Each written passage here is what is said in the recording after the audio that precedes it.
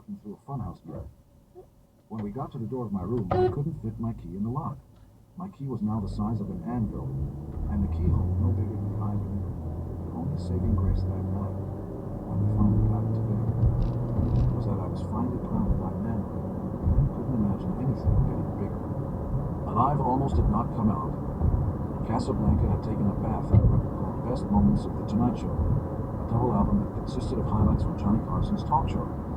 Ironically enough, this record was put together by Joyce Bylis, our former co-manager, and the woman who would soon be Mrs. Newberger. Even though we were the label's Ponds act, there wasn't a whole lot of money to go around. There have always been rumors that the Alive record was substantially newer to the studio. It's not true. We did touch up the vocal parts and fix some of the guitar solos, but we didn't have the time or money to complete a new recording. What we wanted and what we got was proof of the band's rawness and power. Alive was released in September 1975 and immediately moved up the charts. Sales eventually went to 4 million. Amazingly, Alive record produced our first big single, a concert version of Rock and Roll All Night. Almost overnight, we went from being a working band with a record contract and a devoted following to being national superstars. The lasting effect of the Live album went beyond Kiss. In fact, it affected the entire rock industry. Before Alive, bands didn't really release concert albums as a legitimate product. They were almost always put out to fulfill contracts. We were one of the first bands to really care about the idea and to package it accordingly. When the album came out, it had a gatefold showing all 3 studio albums and pictures of handwritten notes from all the band members. Within 3 years, many more of these elaborate live packages appeared, including Frampton Comes Alive and Cheap Trick at the Dokkan, which included a little homage to us in a song called Surrender, with the lyric, "Rock and Rollin' got my Kiss records out." Live records became mandatory for 70 superstars, and we led the way. After the massive success of Alive, we knew that we had to deliver a grand statement. We wanted a studio record that would top all our previous efforts. To achieve that, we brought in Bob Ezrin, who was already well known as a producer for his work with Alice Cooper and would later produce Pink Floyd's The Wall. We started recording in the record plant in New York in January of '76, only 5 months after the release of Alive. Up until we met Bob Ezrin, we were leery of letting anybody else have a say as to what we should record. That included management, record companies, producers, anybody. Bob Ezrin was the first and continues to be the only producer who ever really had an effect on the band.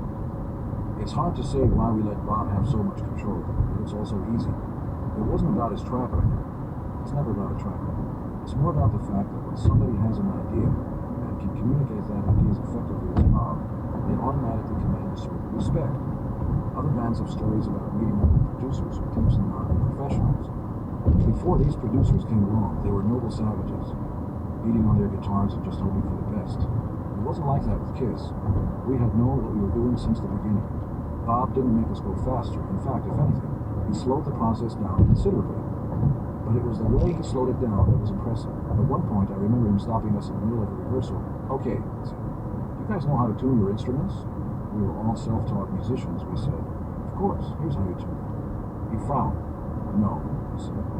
"There's another way to tune instruments, which is pitch perfect. It's called harmonic tuning." And he showed us how to do it, which we had never seen in our lives. It was like going back to school or to summer camp. He carried a whistle around, and whenever he wanted to get our attention, he would say, "Campers?"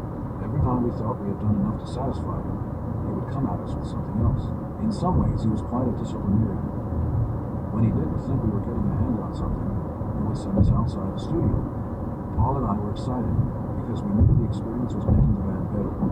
We were rubbing our hands together thinking, "Oh boy, this is going to a place we haven't been." It was a really good adventure because we recognized that whatever we were doing, even though it was a step forward, it still sounded like Kiss, but better than before. We literally heard the record coming together there in the studio, and it was the best version of the band to that point. Much of the success of Destroyer had to do with Bob's bravery, particularly his interest in introducing new elements into our music. Bob's children would come in. He was going through a divorce at the time, and he actually wound up as the little voices in God of Thunder. He was doing all kinds of things, like having symphony orchestras and choirs. What George Martin was to the Beatles, Bob Ezrin was to us. He had something that we had never seen before in a producer, vision. He knew where he was going within the confines of what Kiss was, and most importantly, he knew how to get there. While Paul and I had perspective and vision, we didn't quite know how to get there, because we were limited as musicians. There was one thing we did know though. We wanted to create an experience that went beyond the experiences that other rock bands were creating. Bob really listened to our songs and recognized that we were less about storytelling than about singing about our own feelings and perceptions. Like the king of the nighttime world, I want to rock and roll all night. That was a quantum difference.